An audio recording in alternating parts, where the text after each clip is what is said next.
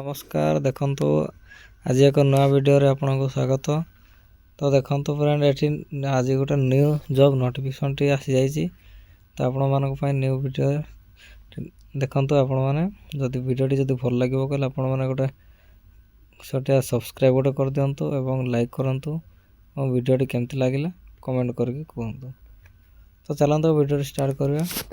तो देखंतु फ्रेंड एठी आपनको आसी जाईची कोन OPSC OCS recruitment 2024 apply online for केतेटी पोस्ट ना 465 टी पोस्ट रही ग्रुप ए एवं ग्रुप बी पोस्ट आसी जाइए। तो आपण मैंने जो अप्लाई करने चाहते से मैंने अप्लाई करनी वैकेंसी बहुत कम अच्छी एवं आपण मैंने केमती कौन एलिजिबिलिटी रे सिलेक्शन प्रोसेस टी कौन रो कौन कौन डॉक्यूमेंट दरकार आउ डेट के रही स्टार्टिंग डेट आउ लास्ट डेट के रही से विषय आगे को वीडियो रे जानि परिबे। तो वीडियो टी आरंभ शेष जाए देखंतु एवं चैनल टी सब्सक्राइब करंतु। ए चैनल रे आगे को नया नया जॉब नोटिफिकेशन देखिबो केवल ओडिशा गवर्नमेंट जॉब नोटिफिकेशन आ जिवो। तो आपण माने जल्दी जल्दी चैनल को सब्सक्राइब करंतु जदि नया आछंती कहले। तो चलंतु वीडियो टी स्टार्ट करियो।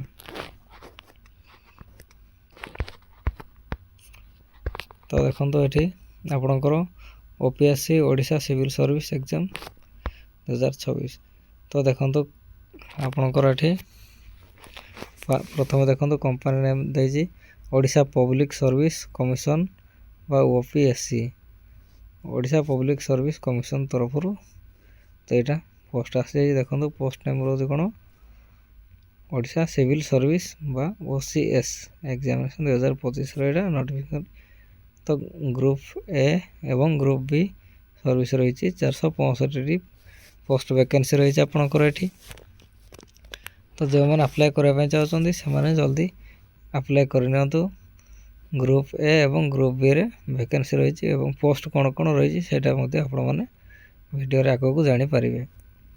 तो देखो ये आपणकर सैलरी केमती कौन रही ग्रुप ए एवं ग्रुप बी रो देखो आपणकर सैलरी ये पढ़ी ने आपन को मुझे लिंक टी दे देती डिस्क्रिप्शन रे तले दे देती आपण माने जाई कि लिंक रे क्लिक कला पर आपण माने ए पेज को आसी जिवे एवं एटे सैलरी पढ़ी ने एवं आगो अप्लाई मधे करि परिबे।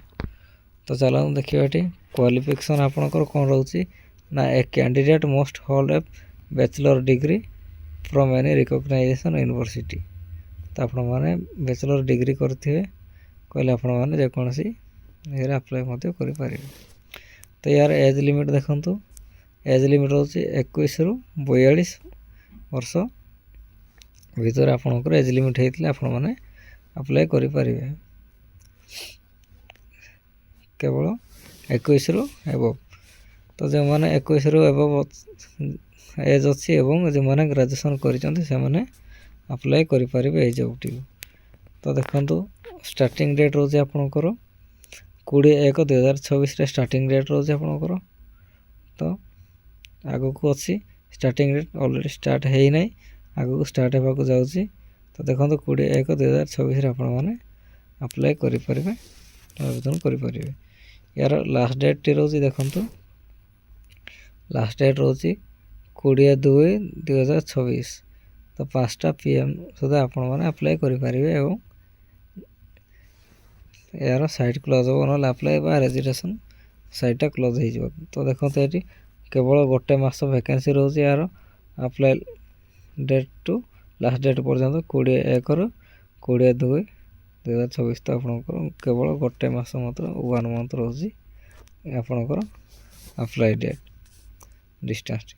तो यार एप्लिकेशन फीज पेमेंट डेट के लास्ट डेट रोज ना आपनकर 27/2/2026 पर्यंत आपण माने पेमेंट कर नथले मते 27/2/2026 फेब्रुआरी मास जाए आपण मानकर लास्ट डेट रोज पेमेंट पे केवल।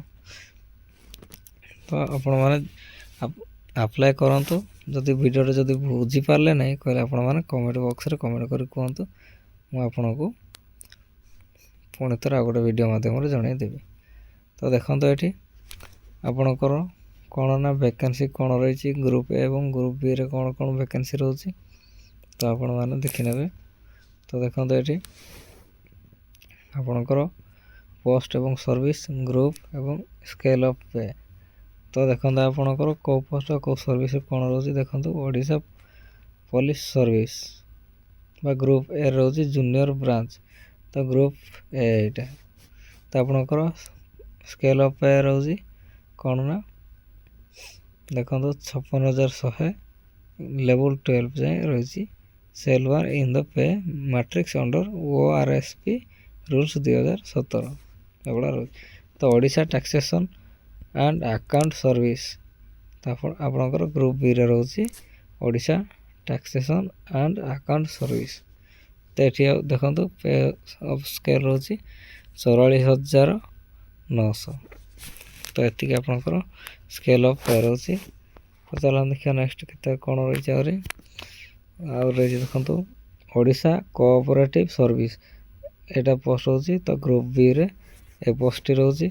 ଏଠି ବି ଆପଣଙ୍କର ପେ ସ୍କେଲ୍ ଅଛି ଦେଖନ୍ତୁ 44,900 ଲେବୁଲ୍ 10 ଯାଏଁ ଅଛି ଆପଣଙ୍କର ଏଇଟା। ତ ଦେଖନ୍ତୁ ନେକ୍ସଟ ରହିଲା Odisha skill development and employment service. ତ ଆପଣଙ୍କର ରହୁଛି ଏଇଟା ରହୁଛି ଗ୍ରୁପ୍ ବିରେ ରହୁଛି ଆପଣଙ୍କର ସେଭଳିଆ ସେମ୍ ଅଛି। ପେ ସ୍କେଲ୍ ଅଛି ସମାନ, ଏଇଟା ବି ଲେବୁଲ୍ 10 ଯାଏଁ ଅଛି।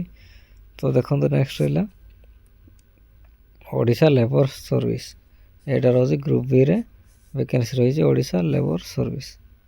ତ ଆପଣଙ୍କର ଏଠି ବି ସେଭଳିଆ 44,900 ରହିଛି ଆପଣଙ୍କର। ତ ଚାଲନ୍ତୁ ଦେଖିବା ନେକ୍ସଟ ଆଉ କ'ଣ ରହୁଛି।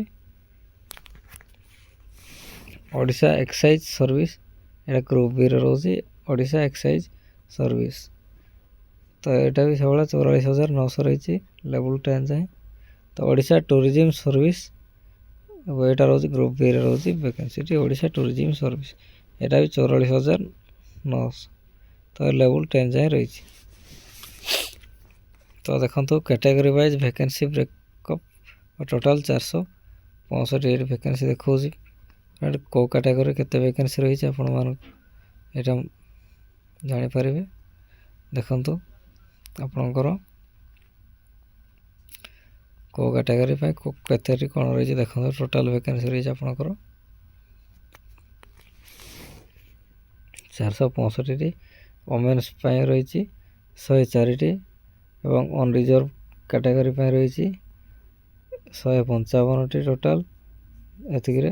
କିନ୍ତୁ ଆପଣଙ୍କର 49 ବା 49ଟି ଓମେନ୍ସ ପାଇଁ ରହିଛି। ସେଭଳିଆ SC/BCରେ ରହିଛି ଆପଣଙ୍କର 49ଟି ଟୋଟାଲ୍ ପୋଷ୍ଟ ଏବଂ 18ଟି ଓମେନ୍ ପାଇଁ ରହିଛି ଆପଣଙ୍କର ଏଠି। ଏବଂ ସେଭଳିଆ ଦେଖନ୍ତୁ SC କ୍ୟାଟେଗୋରୀ ରହିଛି ଆପଣଙ୍କର 49ଟି ଏବଂ ଓମେନ୍ସ ପାଇଁ ରହିଛି 18ଟି ଭେକେନ୍ସି। ST କ୍ୟାଟେଗୋରୀ ପାଇଁ ଦେଖନ୍ତୁ ଟୋଟାଲ୍ ରହିଛି ଆପଣଙ୍କର 92ଟି, ଓମେନ୍ କ୍ୟାଟେଗୋରୀ ପାଇଁ ରହିଛି 32ଟି ରହିଛି ଏବଂ PWD ପାଇଁ ରହିଛି ଦେଖନ୍ତୁ ଏଠି 12ଟି ରହିଛି। କ୍ୟାଟେଗୋରୀ ୱାଇଜ୍ ରହିଛି ଦେଖନ୍ତୁ ଆପଣମାନେ ଏଇଟା। ନେକ୍ସଟ ରହିଲା ଏକ୍ସ ସର୍ଭିସ୍ ମ୍ୟାନ୍ ପାଇଁ ରହିଛି 7ଟି ରହିଛି ଏବଂ ସ୍ପୋର୍ଟସ୍ ଆଣ୍ଡ ପର୍ସନ୍ ପାଇଁ ରହିଛି 3ଟି ପୋଷ୍ଟ ଭେକେନ୍ସି ରହିଛି। ଏଭଳିଆ ଫ୍ରେଣ୍ଡ ଆପଣଙ୍କର ରହୁଛି। ଦେଖନ୍ତୁ ଯଦି ଭିଡ଼ିଓଟି ଯଦି ଭଲ ଲାଗିଲା କହିଲେ ଆପଣମାନେ କମେଣ୍ଟ କରିକି କୁହନ୍ତୁ ଏବଂ ଆପଣମାନେ ସବସ୍କ୍ରାଇବ୍ କରୁନାହାନ୍ତି କହିଲେ ସବସ୍କ୍ରାଇବ୍ ଗୋଟେ କରନ୍ତୁ। ଭିଡ଼ିଓରେ ଯଦି କେଉଁଟା ବୁଝିପାରିଲେ ନାହିଁ କହିଲେ ସେଇଟା କମେଣ୍ଟ ମାଧ୍ୟମରେ ନିଶ୍ଚୟ ଜଣାନ୍ତୁ, କହିଲେ ମୁଁ ଆପଣଙ୍କୁ ପୁଣି ଥରେ ଆଉ ଗୋଟେ ଭିଡ଼ିଓ ମାଧ୍ୟମରେ ଜଣାଇବି। ତ ଧନ୍ୟବାଦ।